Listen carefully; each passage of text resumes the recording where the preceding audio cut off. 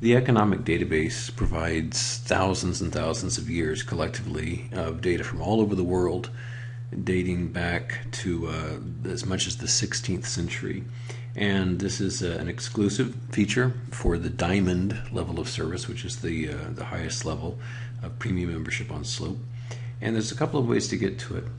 One of them is via the Tools menu, and you go to Tools and you choose Economic Database, and this brings up a dialog box with a couple of different ways to search for information. One of them is by way of categories. And so what you do with categories is you choose one broad category, such as academic, and a subcategory such as old UK data. And if there's a third tier category, it'll present that. It won't necessarily have that, but then I would choose that. And in this instance, it would show me the items which belong within that particular sub-category. And it shows them by popularity by default, or I could go by name. So there's many categories and subcategories and even third tier categories to explore.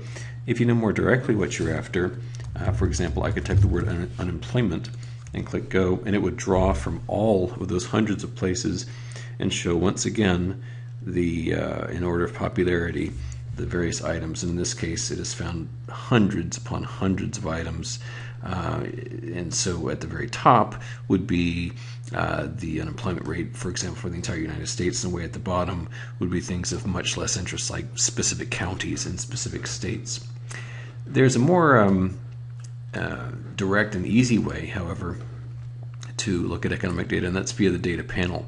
Now, normally the data panel has the watch lists in it, but we can move to different presentations of information in the data panel. And in this case, what we're after is the economic data portion. And there's a couple of ways to explore this. One is, as you might guess, via a hierarchical menu. And this is much more visual and intuitive than the dialog box. And so you can see here very similar information to what we had before. You can also tag symbols that are of particular interest to you. And of course, clicking on one of these will bring up that specific chart that you're exploring.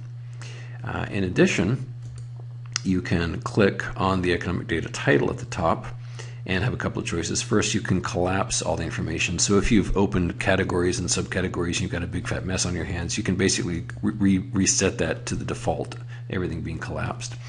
In addition, very big time saver here, show tagged symbols only. So if you've taken the time and trouble to pinpoint the items of most interest to you, then you can see those and only those and dismiss the many thousands of data sets that you may not have an interest in.